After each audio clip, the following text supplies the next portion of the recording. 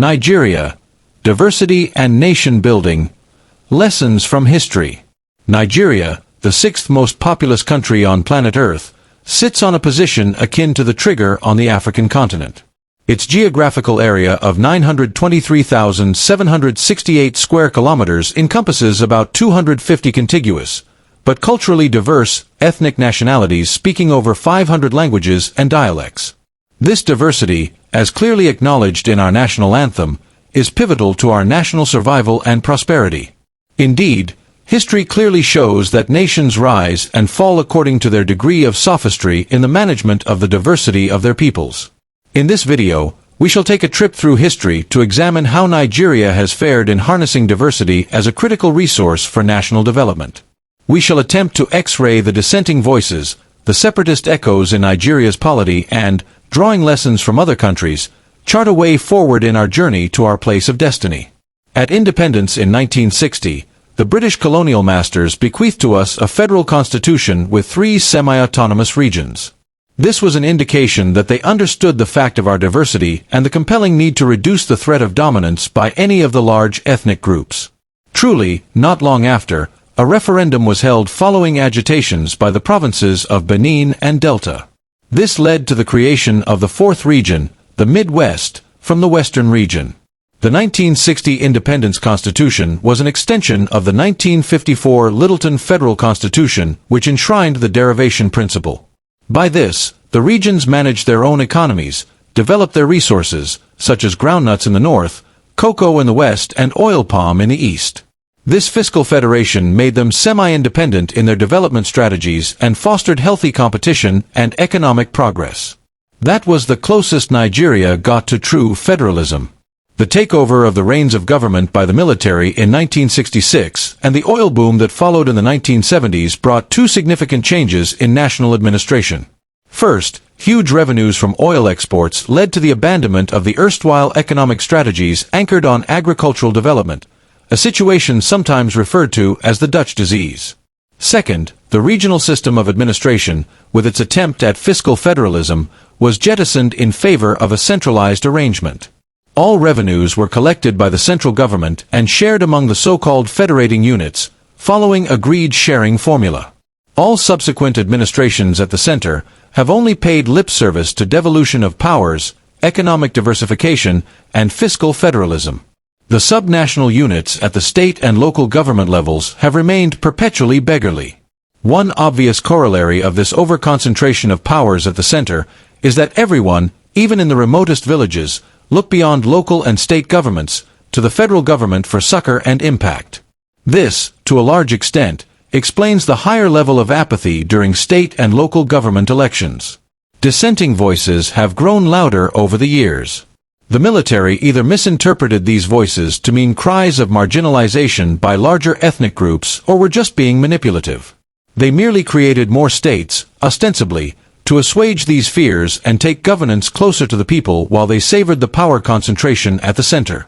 The present structure, consisting of 36 states and the Federal Capital Territory, as created in 1996 by the military, has done next to nothing in reducing the scramble of the major ethnic nationalities for the juicy central administration. And this is the crux of the matter. Since the onset of the Fourth Republic, particularly in the last 10 years, the politics of winner-takes-all, perceived nepotism in political appointments and budgetary allocations, have elevated the cries of marginalization to calls for outright separation. There's also the feeling of connivance by some ethnic groups to outmaneuver some sections from having a shot at the presidency. The Indigenous Peoples of Biafra, IPOB, formed in 2011 from its precursor, the Movement for the Actualization of the Sovereign State of Biafra, MASSAB, is pursuing further the Biafran agenda which ignited the 1967 Civil War. Meanwhile, the elders and the political elite in the eastern states are perceived to be playing a game of neutrality, which many interpret as tacit acquiescence. In the predominantly Yoruba West, agitations have generally been centered on restructuring, devolution of powers and resource control, particularly in the events that followed the annulment of the 1993 presidential elections. However, these agitations took a new turn in 2021 when demonstrators in several cities in the region demanded for a breakaway Oduduwa Republic. Though not much has been heard of this new twist since then, it has, definitely, been archived in our national psyche. The Erwa North, comprising mainly of the Hausa Fulani majority tribe, has remained relatively reticent, but not without its fair share of the cries of marginalization. Through its socio-political group, the Erwa Consultative Forum, it has not failed to express its preparedness to stay out of the Union in the absence of what it considers a fair deal. On their part, other subnational groups such as the Pan-Niger Delta Forum and the Middle Belt Forum continue to clamor for a fair share of the centrally baked national cake.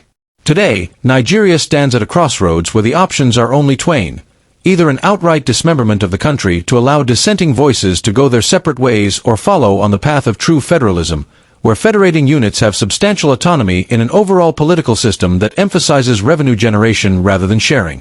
Let us examine the implications of each of these alternatives through the lens of history, secession, and self-determination. When people dream of a new nation, the ecstasy about the new project often makes them forget the consequences of the ways and means of achieving their goal. First, they hardly give consideration to the dimensions and depth of the present union which they eagerly intend to exit. The present union is, more often than not, at least three-dimensional in nature: geographical, commercial, and administrative. Our territories were first contiguous geographically, then interethnic trade possibly followed before the administrative umbrella was placed over us by the imperial powers. Separation may remove the administrative umbrella and the cord of commerce, but the cord of geography remains as long as our territories remain contiguous. This situation sentences the two administratively separated nations to generations of descendants bearing visible scars of separation and constantly peeping across borderline windows, often with evil intent. For instance, many people will not forget in a hurry the lengthy litigations and frustrations that attended the resolution of the vexatious issue of abandoned properties after the 30-month civil war in Nigeria.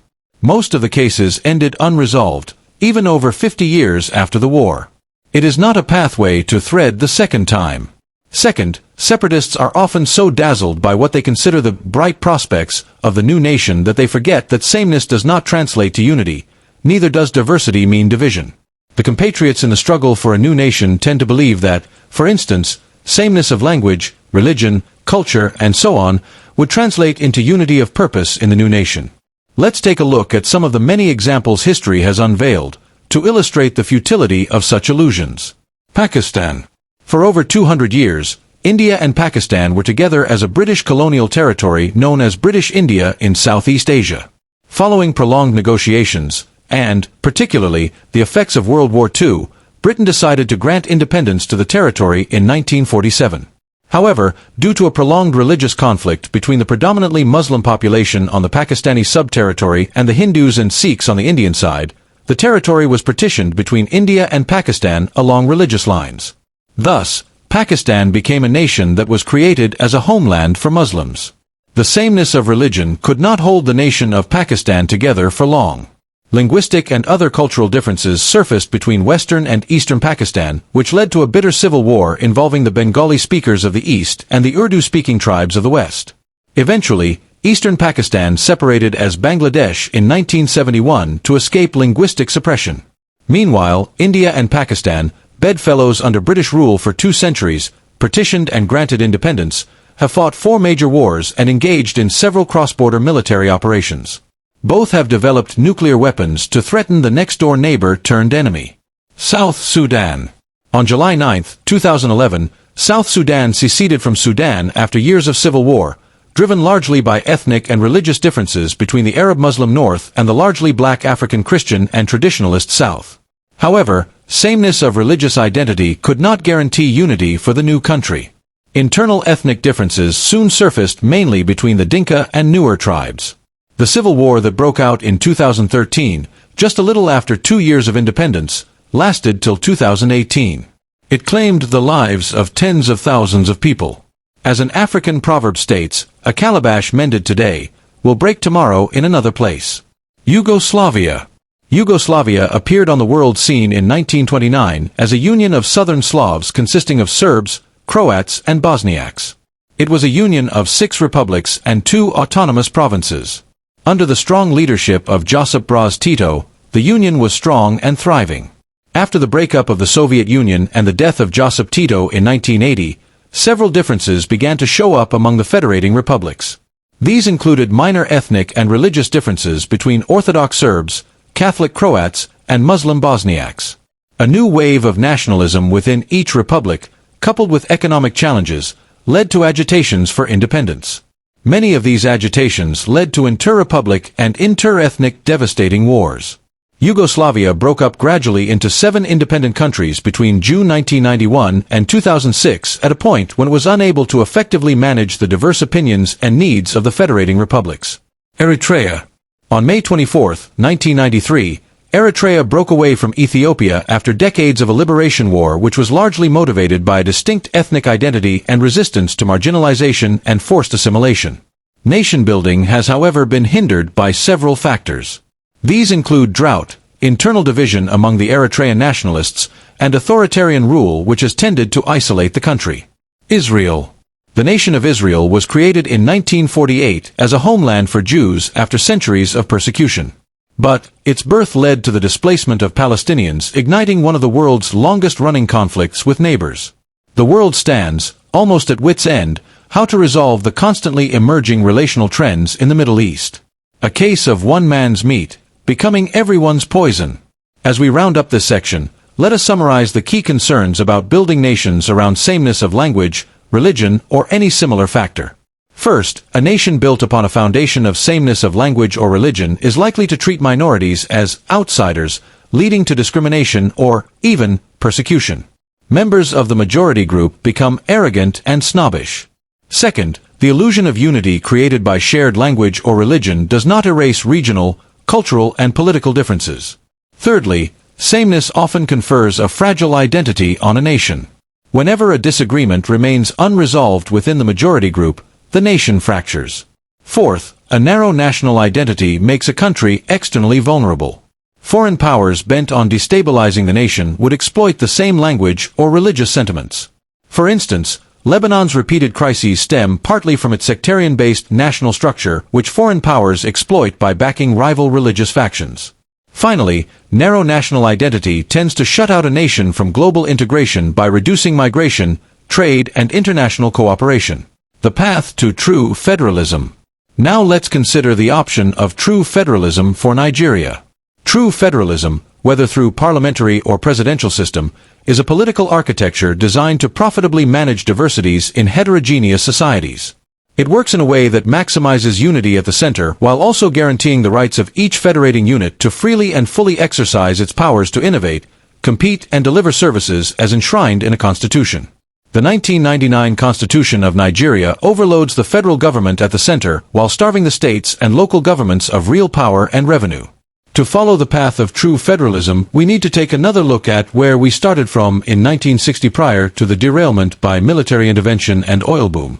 We have to start with devolution of powers to federating units, whichever way we designate them. But it is obvious that the Nigerian society of today is significantly different from that of the 1960s.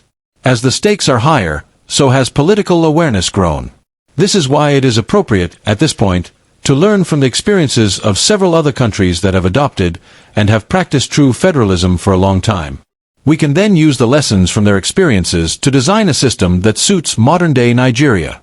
Here, let's consider 3 examples: Switzerland, the USA, and Australia. Switzerland.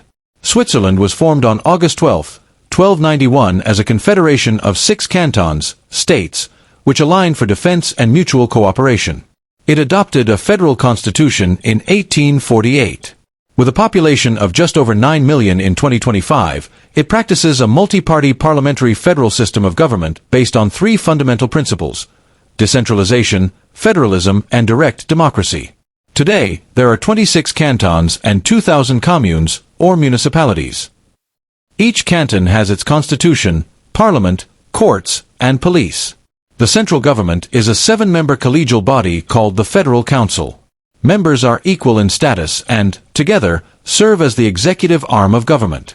This executive council is constituted in a way that reflects the cultural distribution of the population of Switzerland as well as its political plurality. Therefore, the 7 members are drawn from the 4 largest parties based on a given formula and must consist of 4 from the German-speaking population, 2 from the French-speaking population, and 1 from the Italian-speaking population. A bicameral legislative arm made up of a 200-member National Council and a 46-member Council of States jointly appoints one member of the Executive Council to serve as president for only 1 year, in rotation. The powers of the central government as ceded to them by the cantons include coordinating national policy, implementing legislation, directing foreign relations, national security, and currency. All other matters fall within the purview of cantons and communes. A unique feature of the Swiss political system is its direct democracy. This makes every citizen directly involved in the democratic running of the country through the constitutional provision for 3 or 4 referendums per year. Any matter of national importance decided by the legislature or even the Federal Council, including approval of international agreements, is subjected to a referendum. In addition, any citizen in any of the grassroots communes who garners enough support on any burning issue of national interest can introduce his or her initiative for discussion by the legislature and subsequent presentation for a referendum. The United States of America. The USA became independent on July 4, 1776, but became a union of states with a system of presidential federal republican democracy in 1789. With a present population of about 348 million people in 2025, it consists of 50 federating states which are sovereign in their spheres of duties as enshrined in the American Constitution.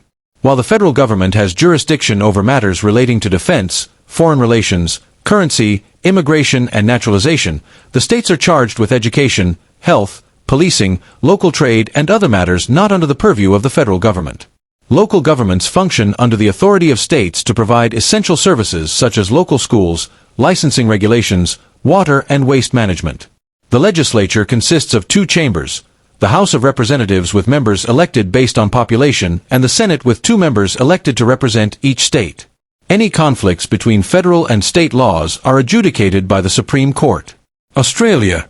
Australia consists of 6 states and 2 self-governing territories in a federal parliamentary constitutional monarchy. Its head of state is the King of England, represented by a Governor-General, with a Prime Minister as head of government. Sovereignty is shared clearly, by the 1901 Constitution, between the federal and state governments, both deriving authority directly from it. Each state has its constitution, parliament, courts, and police, while the territories are administered under powers granted by the federal parliament. The constitutional duties of the federal government revolve around defense, currency, foreign affairs, immigration, customs, and postal services. The states are responsible for services such as education, health, transport, policing, land management, and environment. The federal legislature is bicameral with a Senate made up of equal representation from the states and House of Representatives elected on the basis of population. Conflicts between federal and state governments are adjudicated by the High Court of Australia. Way forward. Several approaches to achieving the desired decentralization and fiscal federalism are available, each of which can be time-consuming. We suggest the following hybrid approach to achieve an appreciable level of inclusivity and coordination. First, a constitutional conference to generate broad ideas for constitutional amendment through intense stakeholder negotiations on matters critical to devolution of powers, such as state autonomy, resource control, revenue sharing, and so on. The conference should also recommend the appropriate nomenclature for the federating units, whether states or the zones as presently constituted. Second, the ideas from the Constitutional Conference should be forwarded to the National Assembly for deliberation and conclusions. Third, a process of referendum should be legally enabled, to enable the general public vote on the key conclusions of the National Assembly in a referendum. Fourth, a phased implementation of the outcome of the referendum. We envisage that the process would be lengthy and, to say the least, bumpy. We therefore suggest a 4-year period, 2027 to 2031, for the entire process so that whosoever wins the 2027 presidential election would oversee this as a topmost national agenda. Meanwhile, let the debate be activated and elevated to a higher levels. Kindly let us have your comments. Please like, share, and subscribe to edufee.com so you can be first to receive our responses to the comments as they come. Thank you for your time.